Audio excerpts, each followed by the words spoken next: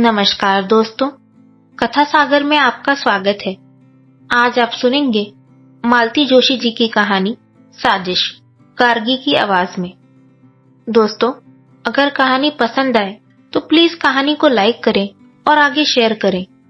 Channel पर नए आए हैं तो चैनल को सब्सक्राइब करें और बेल आइकन को प्रेस करें। पूरे घर में एक तनाव सा व्याप्त है। कल पम्मी की फिर चिट्ठी आई है और जैसा कि हमेशा होता आया है, पूरा घर भीतर ही भीतर हिल उठा है। बाबूजी लगातार छत पर चहलकदमी कर रहे हैं। अम्मा रसोई में बैठकर आंसू बहा रही है। सोहन तो पढ़ाई का बहाना लेकर दोस्त के यहाँ निकल गया है। खाने के वक्त भी उसने शक्ल नहीं दिखाई। निम्मी अलग मुंह फुलाए पढ़ने के कमरे में बैठी है। बच्चे टुकुर टुकुर जिस तिस का मुंह ताक रहे हैं। सबसे ज्यादा संत्रस्त और परेशान है मोहन और शीला। संकोच के मारे बेचारे अपने से ही आंखें चुरा रहे हैं। दोनों ने जैसे अपने होठ सी लिए हैं। डरते हैं कि कोई ऐसी वैसी बात मुंह से ना निकल जाए जो बारूद के ढेर में चिंगारी का काम करे। वैसे ही वे दोनों हमेशा से कटघरे में खड़े हैं। घर में अच्छा बुरा जो होता है उन्हीं के सिर जाता है। पम्मी की जब भी चिट्ठी आती है, दोनों पति पत्नी अपराध बोध से ग्रस्त हो जाते हैं, क्योंकि उस चिट्ठी की पहली प्रतिक्रिया अम्मा पर होती है। वे बड़बड़ाना शुरू कर देती हैं। इनके लिए तो बहन भार हो गई थी ना, बस ठाव देखा ना ठिकाना, झोंक दी भट्टी में। अम्मा को तो बस कुछ ना कुछ कहते रहना है। उनकी इन्हीं बातों से तंग आकर वे लोग निम्मी के वक्त थोड़ा सुस्त हो गए हैं, तो अम्मा बाबूजी 100 बार सुना चुके हैं। दो दो भाई हैं पर किस काम के, मजे से हाथ पर हाथ धरे बैठे हैं। कल को लड़की किसी का हाथ पकड़कर भाग जाएगी, तब अकल ठिकाने आएगी। परेशान है मोहन शीला, किसी करवट उन्हें चैन नहीं है। और अब फिर पम्मी की चिट्ठी आई है। अब इस घर में मेरा निभा नहीं हो सकता। आप लोग मुझे आकर लिवा ले जाइए, नहीं तो मैं कुछ खाकर सो रहूंगी। पम्मी का यह नाटक 4 सालों से चल रहा है। 5 साल के वैवाहिक जीवन में मुश्किल से 1 साल शांति से गुजारा होगा। पता नहीं कब क्या हो जाता है और वह अपनी लड़की को गोद में उठाकर यहाँ चली आती है। शुरू शुरू में तो सब उसे हाथों हाथ लेते थे। सबको उससे सहानुभूति थी। बाबूजी खुद जाकर 2-4 बार समधी जी से बेटी के किए अनकिए अपराधों की माफी मांगाए। 2-4 बार दामाद को भी घर बुलाकर समझाया बुझाया गया, पर हर बार कोई क्या करे। अब तो खींच सी होने लगी थी। पम्मी जब भी आती है, घर का बना बनाया रूटीन तहस नहस हो जाता है। बजट की धज्जियां उड़ जाती है। शीला तो उन दिनों अपने सारे अरमानों की, भावनाओं की गठरी बनाकर मन के एक कोने में पटक देती है, क्योंकि और सब लोग तो अपने अपने काम से बाहर निकल जाते हैं। पम्मी की दर्द भरी दास्तां और अम्मा के ताने उसी के हिस्से में आते हैं। यह तो वह किसी तरह सह जाती है, पर जब उसके फूल से बच्चे उपेक्षा का शिकार होने लगते हैं तो उसका खून खौल जाता है। उनके कपड़े, खिलौने, यहाँ तक कि दूध में भी पम्मी की मुनमुन का हिस्सा निकालना पड़ता है। दिन भर दादा दादी की डांट पड़ती है सो अलग। दुखियारी बेटी के लिए अम्मा उन दिनों कुछ ज्यादा ही तरल हो जाती हैं। आए दिन घर में स्त्री पकवान बनने लगते हैं।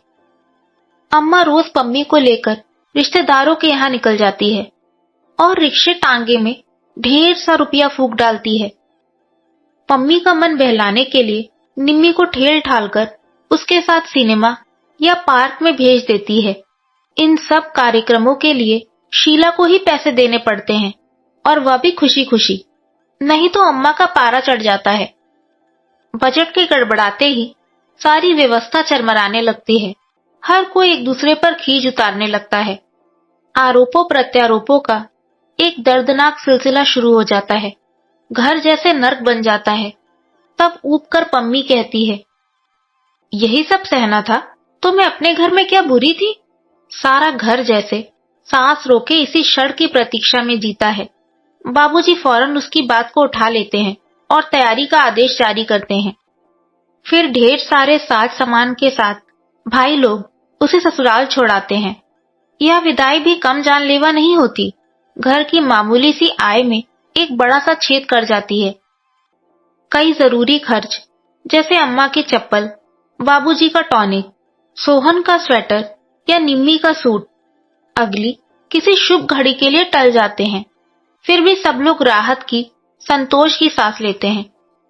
पर खर्च की यह गहरी खाई ठीक से पट भी नहीं पाती कि पम्मी का खत फिर आ जाता है। 2 दिन तक लगातार तनाव झेलने के बाद शीला से रहा नहीं गया। पति से बोली, देखो तुम तो दिन भर बाहर रहते हो, इनकी नजरें झेलनी पड़ती हैं मुझे। ऐसे देखते हैं जैसे मैं कोई हत्यारिन हूं। तो क्या करूं? उसे लिवा लाओ। इसका मतलब क्या होता है जानती हो ना? जानती हूं, पर उपाय ही क्या है? कल को कुछ हो गया तो जिंदगी भर सबके ताने उलाने सुनने पड़ेंगे। सुबह दफ्तर जाते हुए मोहन ने सबके सामने सबको सुनाते हुए सोहन से कहा, ये 200 रुपए रखो और दोपहर की गाड़ी से निकल जाओ। कहाँ? जयपुर। पम्मी को लिवा लाओ, फिर यहां जैसा होगा भुगत लेंगे। अम्मा का चेहरा एकदम खिल उठा। वे बड़ी आशा से सोहन को देखती रहीं, पर वह पत्थर की मूर्ति की तरह निश्चल खड़ा रहा। रुपयों को उसने छुआ भी नहीं। आखिर मोहन को पूछना ही पड़ा, क्या सोच रहे हो? भैया, दीदी का आना क्या 2 महीने के लिए टल नहीं सकता? क्यों? क्यों क्या? जानते तो हैं कि यह मार्च का महीना है। आपको अपने टीपू मीनू की चिंता ना सही, मेरा और निम्मी का तो ख्याल कीजिए। दोनों की परीक्षाएं सिर पर हैं। इस समय तो कोई भी मेहमान करता है। दीदी तो फिर आप जानते ही हैं, आते ही सारा वातावरण गंदला करके रख देती हैं। घर में पांव देने की इच्छा नहीं होती। पढ़ाई क्या खाक होगी। आप तो खुशकिस्मत हैं छोटे भैया। निम्मी ने सुर मिलाया। घर में पांव देने की इच्छा ना हो तो दोस्त के घर जाकर पढ़ सकते हैं। हम क्या करें? दीदी आती हैं तो कितना काम फैल जाता है। वे तो किसी काम में हाथ नहीं लगाती, बस दिन भर बैठी बिसूरती रहती हैं। अपनी बिटिया तक तो उनसे संभलती नहीं, उसे भी हम पर थोप देती हैं। अम्मा एकदम हतप्रभ थी। तुम दोनों को अपनी सगी बहन भी जहर लग रही है। वाह रे कलजुग। मगर शीला खुश थी। अच्छा हुआ कि अम्मा जी जान तो गई कि पम्मी का आगमन सारे घर के लिए कितना अनचाहा अध्याय है।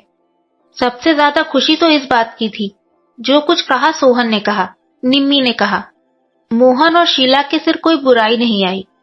उसके बाद वह प्रसंग एक तरह से समाप्त ही हो गया। बाबूजी ने पम्मी को लिख दिया था कि बच्चों की परीक्षा के बाद वे खुद आकर उसे लिवा ले जाएंगे। इसी आशय का एक अनुरोध पत्र उन्होंने समधी जी को भी लिख दिया था। मोहन से कह दिया था कि एक आध पत्र बहनोई को लिख दे, 2 बातें वह प्यार से समझा देंगे। लेकिन इस बार पम्मी ने किसी का इंतजार नहीं किया। वे छुटकारे की सांस ठीक से ले भी नहीं पाए थे कि वह रोती चीखती आ पहुंची। उसे देखते ही सबके चेहरे फक पड़ गए। उस दिन घर में उत्सव का सा वातावरण था। मोहन ने अपने एक परिचित को सपरिवार आमंत्रित किया था। यह निमंत्रण अनायास या अहेतुक नहीं था। निम्मी के लिए उस घर में बात चलाने की योजना थी। वे लोग इस बहाने घर को, निम्मी को देख ले, यही इच्छा थी। घर को उस दिन विशेष यत्न से संवारा गया था। निम्मी भी सजी धजी गुड़िया सी बैठी थी, इतनी चुप चुप जैसे कि मुंह में जुबान ही ना हो। और सबने भी अपनी बेहतरीन पोशाक पहन ली थी। शीला ने जिद करके सास को भी कलफ लगी साड़ी पहना दी थी। वे मिश्री की डली बनी मेहमानों से बतिया रही थी। बाबूजी सबके बीच में चुपचाप बैठकर सामने वाली पार्टी को परख रहे थे, आंक रहे थे। शीला रसोई में व्यस्त थी। सोहन बाजार के चक्कर काट रहा था। मौका लगते ही बहन को चिकोटी काट लेता था। माहौल खुशी से सराबोर था कि पम्मी घर में भूचाल की तरह दाखिल हुई। आते ही उसने बुक्का फाड़कर रोना शुरू कर दिया। मुझे वहां भट्टी में झोंककर यहाँ सब गुलछर्रे उड़ा रहे हैं। इतनी चिट्ठियां लिखी पर कोई झांकने भी ना आया। किसी को परवाह नहीं है कि पम्मी जिंदा है या मर गई। इतनी ही भारी लगती हूँ तो हाथ पांव बांधकर कुएं में फेंक दिया होता। बार बार तंग तो नहीं करती, पर जब आपके पास देने के लिए कुछ नहीं था तो मेरी शादी क्यों की? लड़के वालों के सामने अच्छा खासा नाटक हो गया। महफिल तो उखड़नी ही थी। बार बार क्षमा याचना करके उन लोगों को विदा किया। उनके यहाँ से क्या जवाब आएगा, यह तो अब करीब करीब निश्चित ही था। बड़ी मुश्किल से कहीं बात लगी थी, सब चौपट हो गया। महीने के अंतिम दिन थे, फिर भी मोहन ने जी कड़ा करके स्वागत सत्कार में 150 फूंक डाले थे। सब पर पानी फिर गया। घर में जैसे मातम छा गया। निम्मी तो खटपाटी लेकर ऐसी पड़ गई, उसने खाना भी नहीं खाया। और लोग भी पम्मी से खिंचे खिंचे ही रहे। अम्मा और भाभी को छोड़कर किसी ने ठीक से कुशल क्षेम भी नहीं पूछी। अपने स्वागत का यह नया अंदाज देखकर पम्मी सहम गई। 2 दिन तो उसने किसी तरह सब्र किया, तीसरे दिन फट ही पड़ी। लगता है किसी को मेरा आना अच्छा नहीं लगा। पहले से जानती तो यहाँ आती ही क्यों। अपमान ही सहना है तो अपने घर सहूंगी, घर में नहीं निभेगी तो कहीं नौकरी कर लूंगी।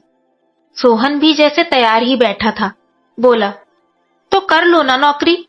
जिंदगी भर भैया भाभी की छाती पर मूंग दलना क्या जरूरी है। जब मन होता है मुंह उठाकर चली आती हो। आखिर तुम्हारे लिए कोई कितना करेगा। घर में एक और लड़की भी है। आती हूं तो अपने बाप के घर आती हूं, पम्मी ने तमक कर कहा। तुम्हारे दरवाजे आऊं तब आंखें दिखाना। बाप का घर, कहकर सोहन बाहर चला गया। वह अपने दिल का गुब्बार निकाल चुका था।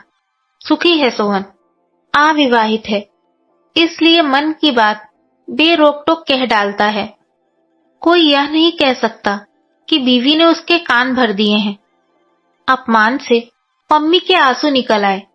सबसे ज्यादा दुख तो इस बात का था कि सोहन इतनी बड़ी बात कह गया और बाबूजी कुछ नहीं बोले। जिनके बल पर वह अकड़ रही थी, कानों में रुई दिए, वे चुपचाप छत की कड़ियां गिनते रहे। बाबूजी, उसने कातर स्वर में पुकारा। सब सुन रहा हूं बेटे, बाबूजी ने उसी तरह छत की ओर निर्निमेष देखते हुए कहा। पर सच बात तो यह है बेटा कि अब तुम्हारे बाप का घर कहाँ रहा। सब तो चुक गया। पेंशन जो मिलती है वह दवाइयों के लिए ही पूरी नहीं पड़ती। बेटे के भरोसे पर जी रहा हूं। अपनी लंबी चौड़ी गृहस्थी उसके गले मड़कर बैठ गया हूं। उसका बोझ और कितना बढ़ाऊं। बाबूजी, लेकिन पम्मी बेटे, हम लोग तुम्हारे जन्म के जिम्मेदार हैं। कर्म तो तुम्हें अपने खुद ही झेलने होंगे। सुख दुख जो भी हो अपने घर में ही सहो बिटिया। कल को तुम यहाँ आकर बैठ जाओगी तो बताओ निम्मी को कौन स्वीकारेगा। पम्मी के सारे सवाल चुक गए थे और शायद उत्तर भी। 3-4 दिन बाद पम्मी को सोहन के साथ गाड़ी में बिठाकर लौटे तो बाबूजी को ऐसा लग रहा था जैसे बेटी को अंतिम विदा दे आए हों। अगर कल को कुछ हो गया, पम्मी के ससुराल वालों ने यदि सचमुच कोई षड्यंत्र रच डाला, तो वे भी उससे बरी नहीं हैं। इस साजिश में वे भी बराबर के हिस्सेदार हैं। आप सुन रहे थे मालती जोशी जी की कहानी साजिश, गार्गी की आवाज में। Thank you and have a good day.